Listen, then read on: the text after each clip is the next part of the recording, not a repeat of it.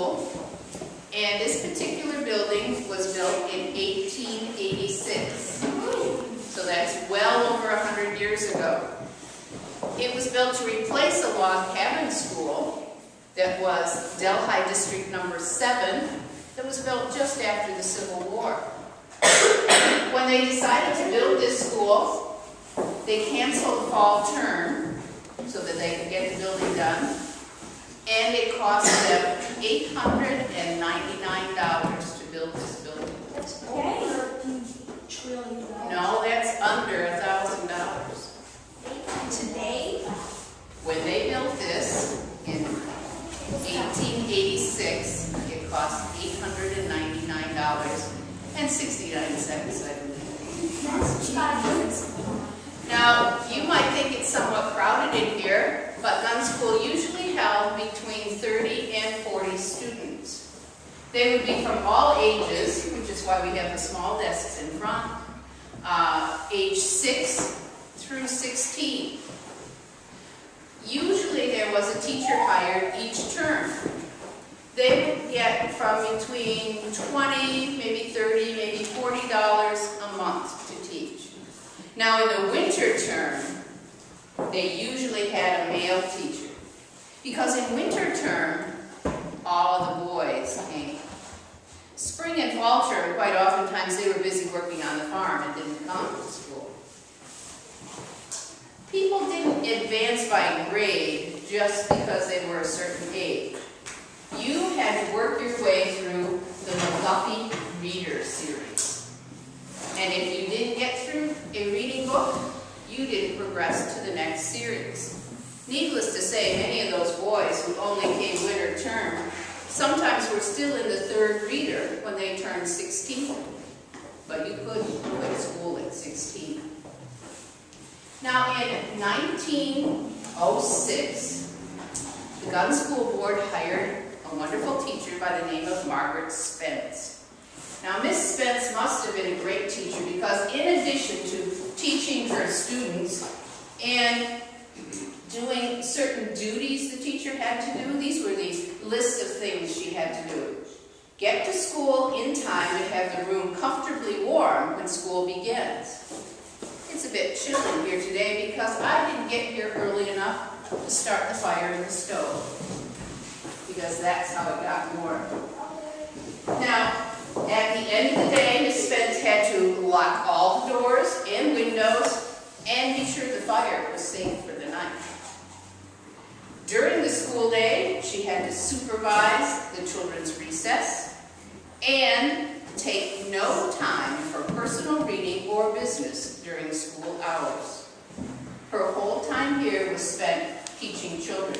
Now, when they mentioned supervising recess, Miss Spence left some wonderful notes, and she talked about the things that children used to do at recess. She talked about hunting for things in the woods. She talked about going to Frodert's Pond to pick water lilies or gather tadpoles. And as you walk over here, you're thinking, I didn't see any woods. Or pond. I don't know of any ponds. Washington Woods used to be. I don't even know why they called it Washington Woods. There aren't any trees. Now, there are some ponds over by the high school. And there is a long history of water along this road up here. It is said in the early 1900s, in the springtime, you could leave Diamonddale in the morning and go to Holt, and by the time you went home in the afternoon, the road would have disappeared. Every spring, they cut down trees and laid them across the road. They called it a corduroy road. But as the day progressed, the mud would rise up and the trees would disappear. And maybe that's why there aren't any woods at Washington Woods. I wondered about that when they built our building, Washington Woods. But we've always had a problem with water. Not woods, but water. Builders would tell me, when I inquired if they were going to get the library done in time, they would say, well, there's a problem with the library. See, we have to put in a big piece of equipment to put that glass in the ceiling. You ever looked up at the ceiling skylight it was? It's got molding. And they couldn't, every time they brought equipment into the library, it sank in the mud. Because they couldn't put the roof on every time it rained, it got muddy. They couldn't put the roof on because every time they put their equipment in, it sank in the mud. It took them forever to get that built. And the water problems, as you know, continue today. How many of you have looked up at ceiling tiles at Woods and seen water stains? Yeah, you used to see water stains on the carpet by the windows till they put in new carpet. Hang on to that. We had some really difficult problems with soggy books the first few years. Students would return a library book, and it would just be all crinkled and wrinkled. And I'd say, what did you do with this? Would you drop it in a puddle? They'd say, no, this is my locker. And then at the end of the year, someone would turn in a moldy math book or a swamped social studies book. And after a few years, we figured out that it was always kids in a certain homeroom that had this problem. In fact, we traced it down to kids who were assigned certain lockers. There were two lockers.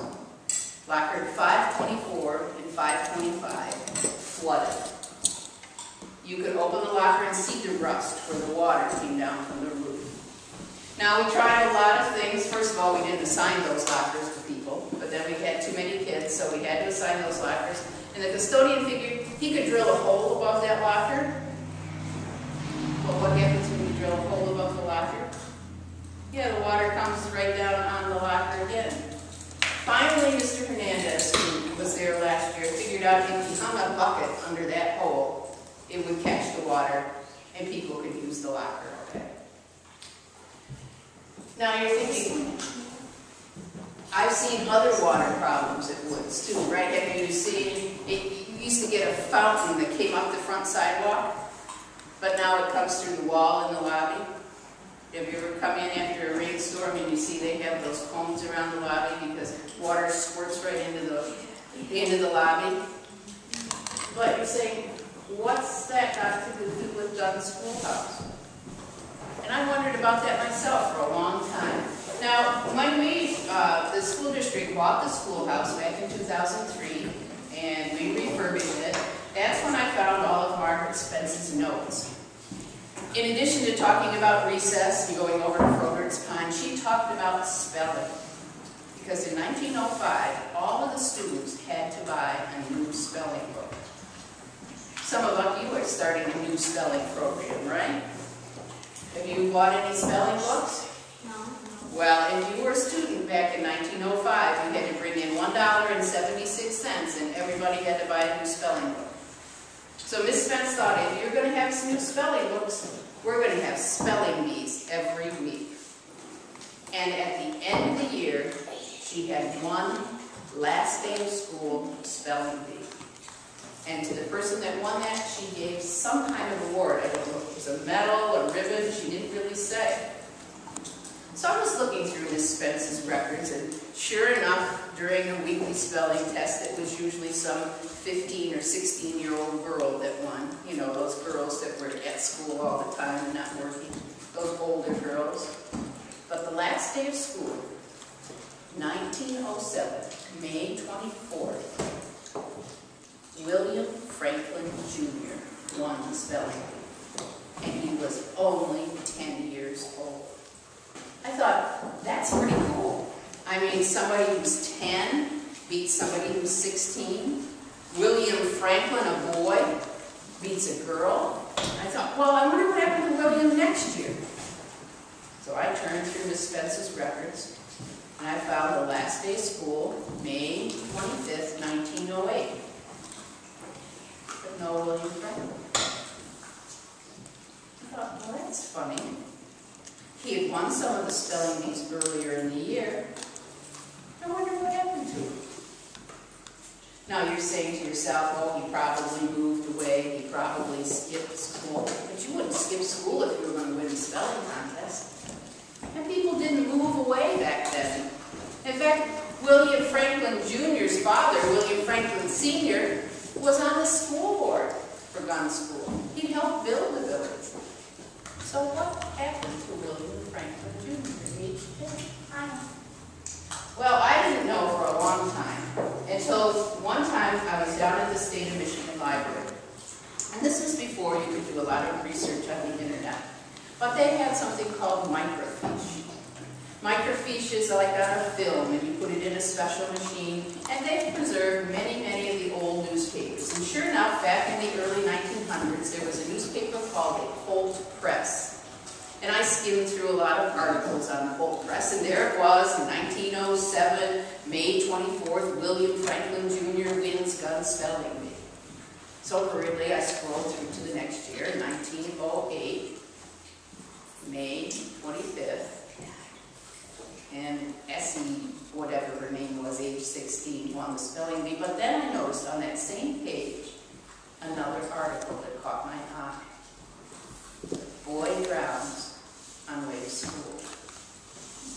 You're thinking, well, that couldn't happen. Well, not today when you come by school bus or by car, but remember in those days, children walked across the fields to get to school.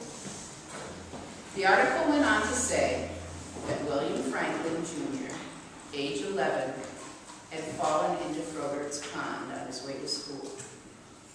They weren't sure if he was trying to take a shortcut and got stuck in the swamp, or if he was trying to catch minnows or pick water lilies. The only thing for sure was that William Franklin Jr., age 11, died. I was writing down that story to tell the kids at school. And you know how when you write, you kind of take notes. So I was writing down the dates. May 24th, 1907. And I abbreviated. You know how you do? 5/24/07. And then I wrote down that next date, the one where William Franklin drowned, May 25th, 1908. 5/25/08.